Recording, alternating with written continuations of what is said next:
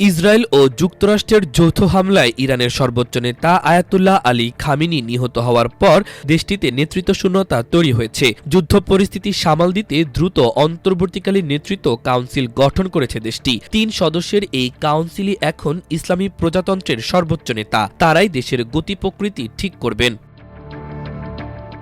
কাউন্সিলে স্থান পাওয়া ব্যক্তিরা হলেন দেশটির প্রেসিডেন্ট মাসুদ পেজিশকিয়ান, সুপ্রিম কোর্টের প্রধান বিচারপতি গোলাম হোসেন মহসিনী এজেই, দেশটির গার্ডিয়ান কাউন্সিলের সদস্য ও প্রখ্যাত আলেম আয়াতুল্লাহ আলী রেজা আরাফি। খামেনির হত্যাকাণ্ডের পর সংবিধানের রূপরেখা অনুযায়ী নেতৃত্ব ও দেশ পরিচালনার দায়িত্ব পালনের জন্য রোববার ৩ সদস্যের এ পরিষদ গঠনের ঘোষণা দিয়েছে ইরান।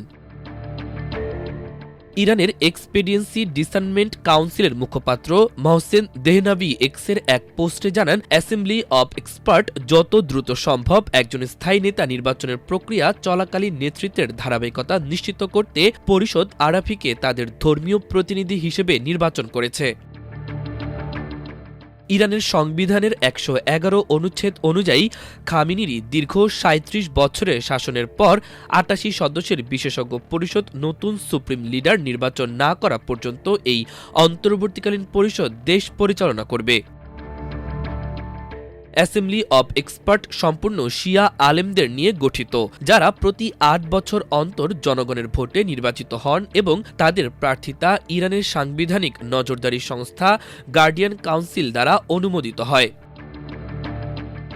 ইরানের সর্বোচ্চ নেতাই হলেন দেশটির জটিল ক্ষমতা ভাগাভাগি ভিত্তিক শিয়া ধর্মতান্ত্রিক ব্যবস্থার কেন্দ্রবিন্দু এবং রাষ্ট্রের সব বিষয়ে চূড়ান্ত সিদ্ধান্তের ক্ষমতা তার হাতে থাকে। তিনি দেশটির সামরিক বাহিনী এবং রেভলিউশনারি গার্ডের সর্বাধিনায়ক হিসেবেও দায়িত্ব পালন করেন।